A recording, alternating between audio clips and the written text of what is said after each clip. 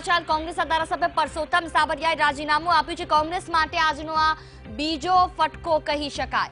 મહત્વનું છે કે જવાહર ચાવડાને રાજીનામું આપ્યા બાદ હજી ભાજપમાં જોડાયા થોડો જ સમય થયો અને ગણતરીની મિનિટોમાં વધુ એક રાજીનામું। કોંગ્રેસના ધારાસભ્ય પરસોત્તમ સાબરિયાની નાની સિંચાઈ કૌભાંડમાં ધરપકડ થઈ હતી અને આખરે તેમણે રાજીનામું આપ્યું છે। કોંગ્રેસના ધારાસભ્ય પરસોત્તમ સાબરિયાનું રાજીનામું। બ્રેકિંગ ન્યૂઝ મળી રહ્યા છે હાલ। ધાંગધ્રાના ધારાસભ્ય પરસોત્તમ સાબરિયાએ રાજીનામું આપ્યું છે। મહત્વનું છે કે છેલ્લા કેટલાય સમયથી તે કોંગ્રેસમાં કાર્યકર્તાથી શરૂઆત થઈ અને ધારાસભ્ય સુધી પહોંચ્યા હતા અને આખરે આ એક કેસના કારણે તેમણે રાજીનામું આપ્યું છે। પરસોત્તમ સાબરિયા નાની સિંચાઈ કૌભાંડ જે અંતર્ગત અલગ અલગ ગામડાઓમાં સિંચાઈ પદ્ધતિને લઈને વારંવાર જે કૌભાંડો થતા આવ્યા છે, જે ગ્રાન્ટ મળતી હતી તેમાં પણ લઈ તો લેવામાં આવતી હતી પરંતુ કામગીરી નહોતી થતી, જેના કારણે એ કૌભાંડની તપાસ કરવામાં આવી। રેલીઓ અને આંદોલનો બાદ આખરે તપાસ થઈને જે કૌભાંડ બહાર આવ્યા તેમાં પરસોત્તમ સાબરિયાનું નામ પણ બહાર આવ્યું ને આખરે તેમણે કોંગ્રેસમાંથી રાજીનામું આપ્યું।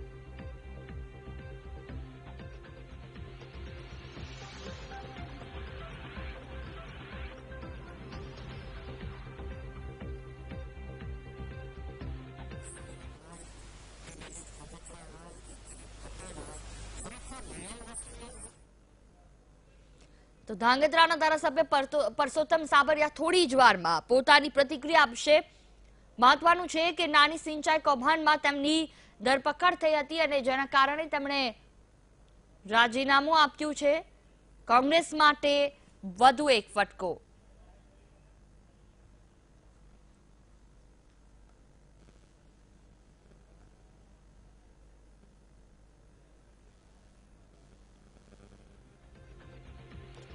બ્રેકિંગ ન્યૂઝ મળી રહ્યા છે હાલ।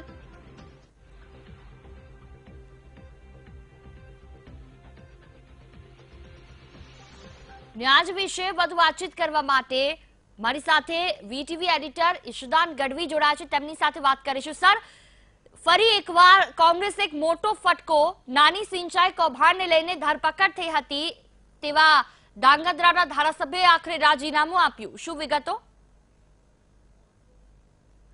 માંથી જે 2-4 લોકો જે જવાની વાત હતી, અલ્પેશ ઠાકોરની વાત હતી, ધવલસિંહની વાત હતી, ગેનીબેન ને બધા ના પાડ્યા, પણ પરસોત્તમ સાબરિયાની ગતરોજથી વાત હતી। ટોટલ 5 લોકોને જવાની વીટીવીએ ગતરોજ ચલાવેલું હતું। એમાંથી અલ્પેશ ઠાકોરની હજી પણ વાતચીત ચાલી રહી છે હાઈકમાન્ડને લઈને। પરસોત્તમ સાબરિયા શું કામ ગયા છે, એના પાછળના કારણો છે એ વીટીવીના દર્શકોએ ખાસ જાણવા જરૂરી છે। પરસોત્તમ સાબરિયામાં એક ઓડિયો ક્લિપમાં ફસાયા હતા, જેમ ધવલસિંહ ઝાલા ફસાયા હતા ઓડિયો ક્લિપમાં, એવી રીતે પરસોત્તમ સાબરિયા પણ ઓડિયો ક્લિપમાં ફસાયા હતા।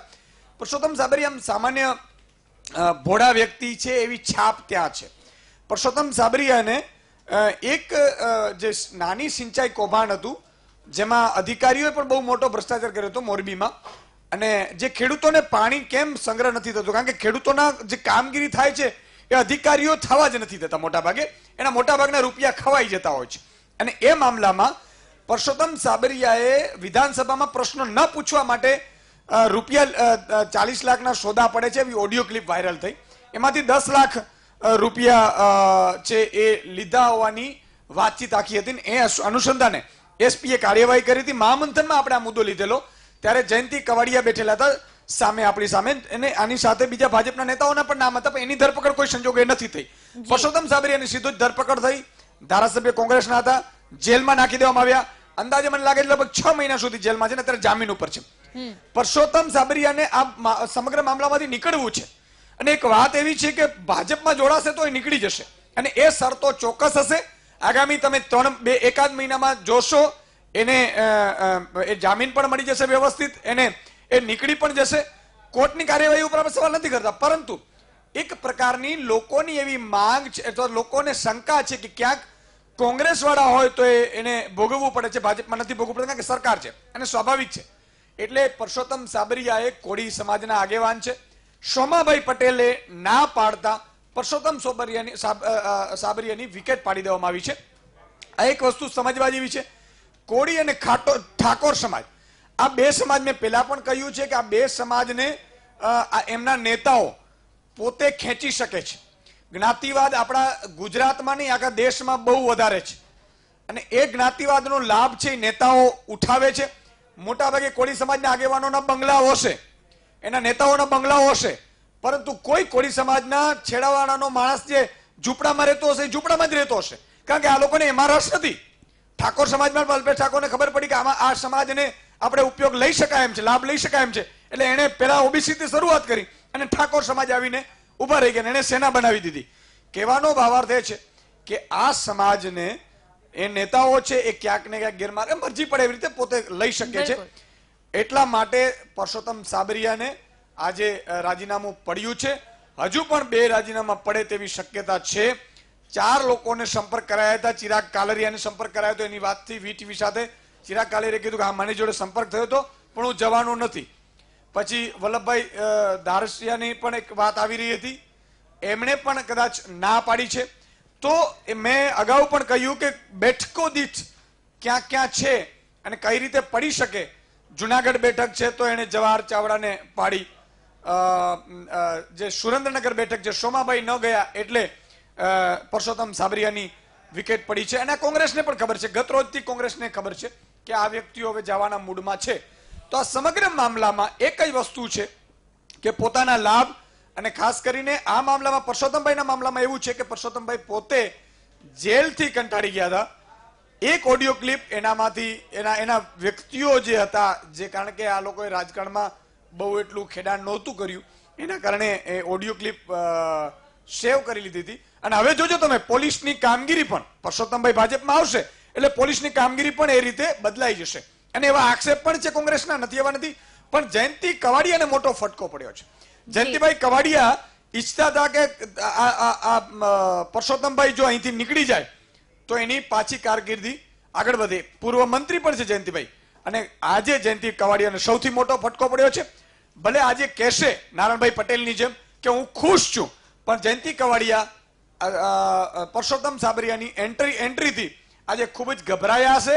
એમની કેરિયર જેમ નારાયણભાઈ પટેલની ખતમ થઈ રહી છે એ જ રીતે જયંતિભાઈની પણ અહીંયા ખતમ થશે. સ્વાભાવિક છે. એક વસ્તુ ચોક્કસ અહીંયા આવે છે કે એકને તમે આપશો તો બીજાને તમારે ત્યાંથી હટાવવું પડશે, જગ્યા કરવી પડશે. અને જયંતિભાઈ કવાડિયા પોતે પણ એવું માનતા હતા કે આ માહોલમાં પોતે જીતી નહીં શકે અને એટલા માટે જ પરસોત્તમભાઈ સાબરિયા જીત્યા હતા. અને એ અત્યારે ભાજપની એવી રણનીતિ છે કે જે જીતી શકે છે, જે મજબૂત છે એ ઉમેદવારોને ક્યાંક ને ક્યાંક ભાજપમાં જોડી લેવા. જી જોઈ બિલકુલ. એક એ પણ સવાલ થાય સર કે પરસોત્તમ સાબરિયા, જે રીતે આપણે કેસની વાત કરી કે થોડા સમયમાં જામીન મળી જશે, એટલે કહી શકાય કે જેના હાથમાં સત્તા છે તે કંઈ પણ કરી શકે છે, લોકોને છોડાવી પણ શકે છે અને લોકોને ભેરવી પણ શકે છે. એમના ઈશારે જ બધું થાય. માફ કરજો, તમારો ઓડિયો થોડો વચ્ચે કપાઈ ગયો હતો. સવાલ એ છે કે જે રીતે આપણે વાત કરી કેસની પરસોત્તમ સાબરિયાની, કે એ જે રીતે તેમને જામીન મળશે તે પ્રકારની આપણે વાતો કરી આવનારા સમયમાં, એટલે કહી શકાય કે સત્તા પક્ષની વાતો કરો, તેમની સાથે રહો તો એ તમને બચાવે, નહીં તો આવનારા સમયમાં એ તમને કોઈ પણ મુશ્કેલીમાં પણ મૂકી શકે છે. નહીં, સત્તા પક્ષ જો દુરુપયોગ કરે કાયદાનો તો સ્વાભાવિક છે. કોઈ અને તમામ સરકારો, તમામ નેતાઓ આ કરતા આવ્યા છે, આમાં કોઈ નવાઈ નથી. એ એટલા માટે કરે છે કે એને ક્યાંક ને ક્યાંક આ બધી એક ચાલ હોય, શામદામ દંડભેદ રાજનીતિનો એક નિયમ છે. હવે ચાણક્ય નીતિથી આગળ વધી રહ્યું છે. પહેલા નિષ્ઠાથી આગળ વધાતું હતું, પરંતુ જેમ સમય આવ્યો છે એમ સમય વર્તે સાવધાન. એટલે મેં અગાઉ કહ્યું એમ કે અત્યારે ઘણા કોંગ્રેસના ધારાસભ્યોને એવું લાગે છે કે હું ભાજપમાંથી જીતી શકીશ. એ પોતે પણ હરોળમાં છે, કારણ કે એને એવી ખબર પડે કે મારા મતદારો મારા પોતાના છે, હું કોઈ પણ પાર્ટીમાં જઈશ એને કહીશ તો એ માની જશે.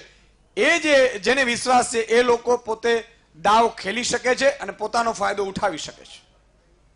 બિલકુલ અમારી સાથે જોડાયેલા રહેજો. નરેન્દ્ર પણ અમારી સાથે જોડાયા છે. નરેન્દ્ર, જે રીતે વાત કરવામાં આવે, વારંવાર આ પ્રકારની જે ઘટનાઓ ઘટે છે, ભાજપની કોંગ્રેસ પર સર્જિકલ સ્ટ્રાઇક સોશિયલ મીડિયા પર હવે એક્ટિવ થઈ ગયું છે અને આ પ્રકારના નિવેદનો આગળ આવી રહ્યા છે. પરસોત્તમ સાબરિયાની વાત કરીએ, તેને લઈને શું વિગતો?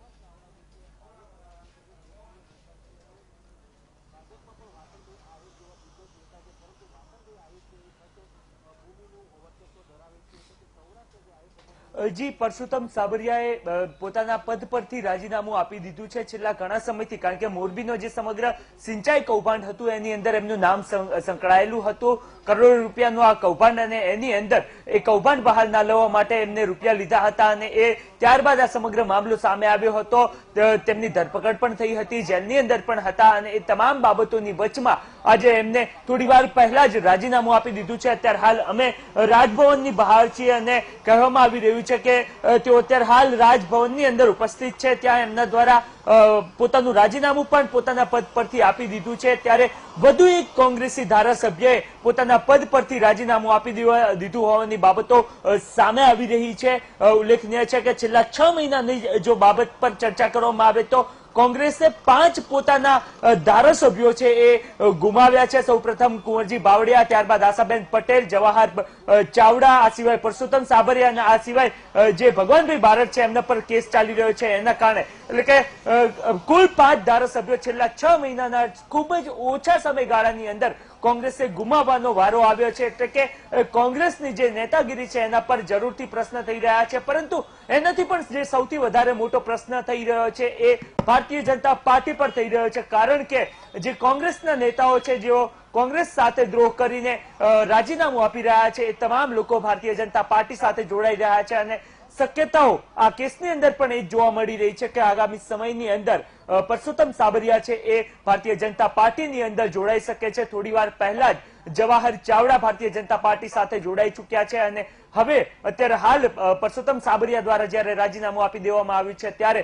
તેઓ પણ ભારતીય જનતા પાર્ટી સાથે જોડાય તે શક્યતાઓ અત્યારે હાલ નકારી શકાતી નથી. સૌથી મહત્વની બાબત એ પણ છે કે જ્યાં એક તરફ એમની સામે કેસ ચાલી રહ્યા છે, પોલીસ દ્વારા, મોરબી પોલીસ દ્વારા એમની ધરપકડ પણ કરવામાં આવી હતી અને અનેક કેસો ચાલી રહ્યા છે એવા, અને એની અંદર ભારતીય જનતા પાર્ટીના નેતાઓ દ્વારા વારંવાર એ નિવેદનો પણ આપવામાં આવ્યા હતા કે કોંગ્રેસના ધારાસભ્યો આવી ભ્રષ્ટાચારની જે બાબતો હોય છે, ભ્રષ્ટાચાર કરતા હોય છે, એની અંદર સંકળાયેલા હોય છે. પરંતુ હવે જ્યારે આગામી સમયની અંદર, કારણ કે અત્યારે હાલ બાબતો એ જ સામે આવી રહી છે કે તેઓ ભારતીય જનતા પાર્ટીની અંદર થોડાક સમયની અંદર જોડાઈ જશે, તો એ આગામી સમયની અંદર કદાચ દૂધના દોયલા થઈ જાય તો ના નહીં, કારણ કે તેમને કોંગ્રેસમાંથી રાજીનામું આપ્યું છે ને હવે ભાજપમાં જોડાવા જઈ રહ્યા છે. બિલકુલ નરેન્દ્ર, જાણકારી બદલ ખૂબ ખૂબ આભાર. એટલે એવું ચોક્કસથી કહી શકાય કે જે રીતે નેતાગીરી જે કોંગ્રેસ કરી રહ્યું છે તેમાં ખામી છે કે કોંગ્રેસના ધારાસભ્યોને નેતા બનવું છે.